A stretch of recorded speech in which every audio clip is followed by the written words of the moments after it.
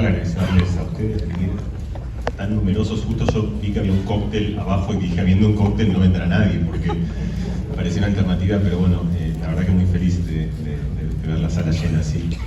Muchas gracias, de corazón.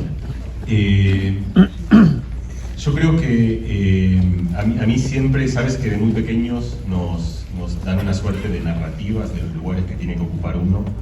De hecho, de eso se ocupa el anterior libro que yo escribí, que es El poder de las palabras, de cómo esas narrativas nos dan algunas oportunidades, pero también van delimitando el espacio de oportunidades que nosotros mismos nos concedemos.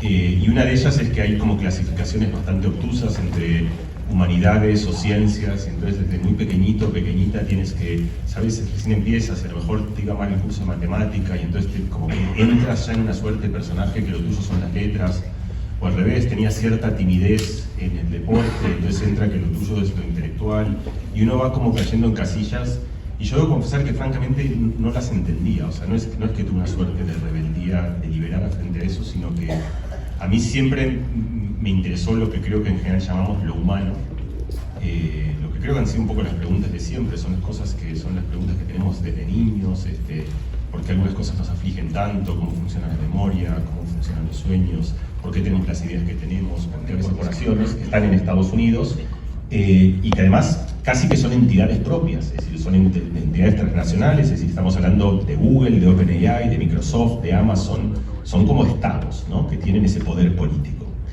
Y esos estados, como cualquier estado, regula el acceso para que otros no puedan desarrollarlo, y en particular lo que regulan es el suministro, que son unos chips de la compañía Nvidia, que no es Nvidia esa que uno siente cuando...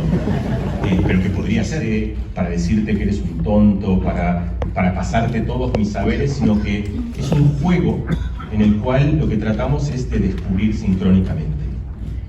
Y esa forma de la conversación tiene como altos y bajos en la historia humana.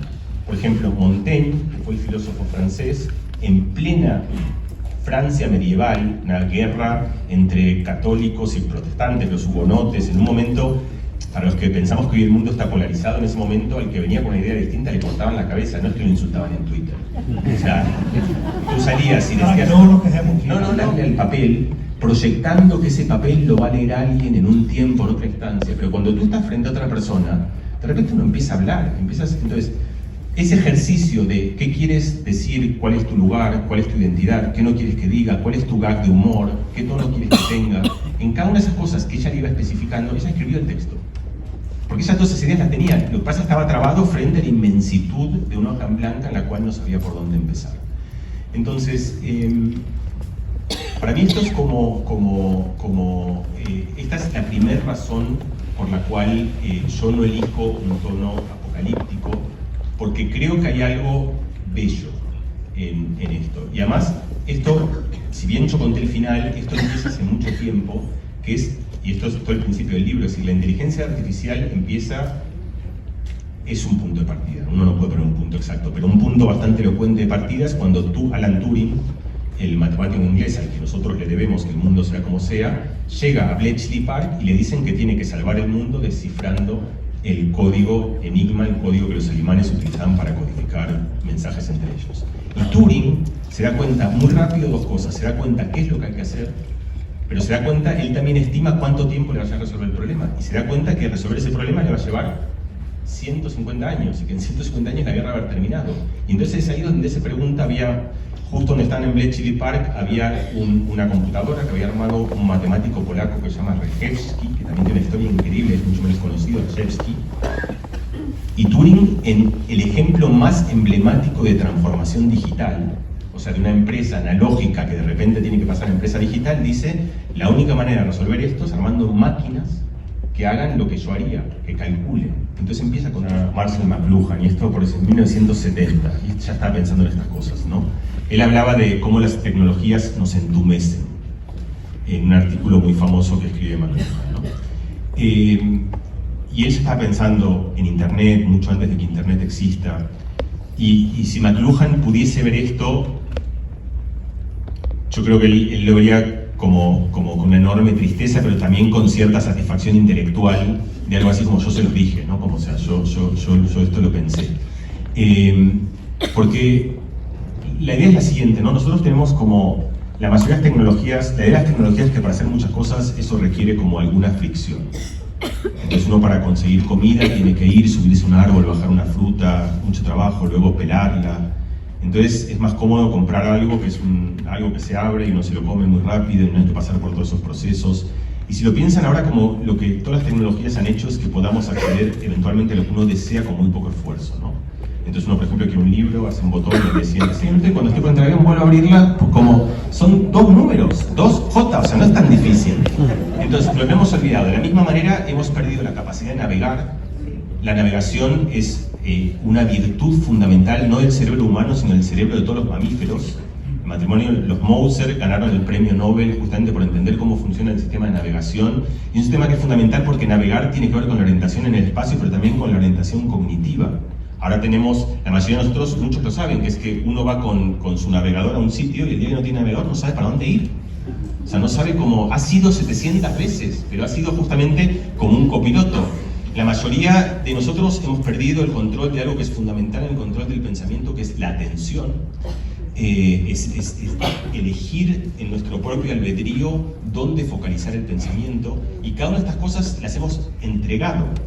Es decir, no es que ha venido un ejército de zombies a decirnos, darnos vuestra atención, las hemos perdido porque han aparecido tecnologías que son tan tentadoras, que son muy difíciles de evitar, y entonces nosotros hemos cedido voluntariamente, como decía de la Boetí, nuestra atención, nuestra memoria, nuestra capacidad de navegar, y lo que me parece gravísimo es que cedamos también nuestra capacidad de pensar. Hay una profesora de inglés de mi hijo mayor, de Emilio, que hizo lo que a veces a mí me conmueve como cuando empiezan todos estos terremotos, cómo hay gente que tiene las intuiciones correctas. Entonces, yo les voy a contar lo que hizo esta profesora porque yo creo que es la manera que tenemos de navegar sanamente en la educación en el mundo de la inteligencia artificial. Es un tema muy complicado, es una profesora en inglés que les dice, escribid un párrafo, una pequeña redacción en inglés. Y luego le dice, esta redacción que habéis escrito, tenéis que darla a GPT. ¿Por qué me parece esto? Primera idea interesante, porque justamente los colegios están desesperados porque GPT hace los deberes perfectos, y entonces aparecen detectores de GPT, pero luego aparecen detectores de los detectores de GPT, y los niños son mucho mejores que los maestros en esto, y no hay manera de pararlos. Entonces, pese a que uno quiere, y lo digo esto lo digo con algo que tiene tono de gracia, pero tiene un tono muy preocupante, porque tenemos un problema muy serio en la escolaridad, que es que hoy hay una herramienta que permite resolver todos los menesteres del colegio y que es muy difícil de detectar. Es un problema mayor, no es un problema pequeño. Entonces esta profesora hace algo que está bien, que es que no trata de prohibirlo o ponerlo bajo la alfombra, pero lo pone en el lugar correcto, que le dice, primero vosotros os esforzáis, trabajáis, escribís el párrafo, bien o mal, no importa, pero lo escribís. Como yo con mi madre, es vuestra idea, el vuestro, y que GPT os ha devuelto. Y en cada punto, cada uno de vosotros elige qué cambio quiere y qué cambio no quiere. Y ahí esta profesora le está dando algo que yo creo que es una idea central, que es que lo más grave que puede pasar con la inteligencia artificial es que perdamos nuestra identidad, que perdamos nuestra voz, que perdamos quién somos. Porque hay tecnologías, y con esto cierro, yo creo que hay una idea, esto es una vieja idea de Steve Jobs y de muchos otros, pero volviendo a la idea de McLuhan, si uno tiene, por ejemplo, una tecnología para el transporte, como una moto, como un coche, como un avión, otra vez es bueno porque te lleva 400, yo hoy estaba en Medellín a las 12:40 y una hora después estaba en Cartagena, aterricé y tal. Eso era imposible por mi propia motricidad. Pero tiene un problema, esta tecnología, que nos entumece. Entonces, ¿qué hace la mayoría de la gente? Luego va al gimnasio, hace un montón de cosas para resolver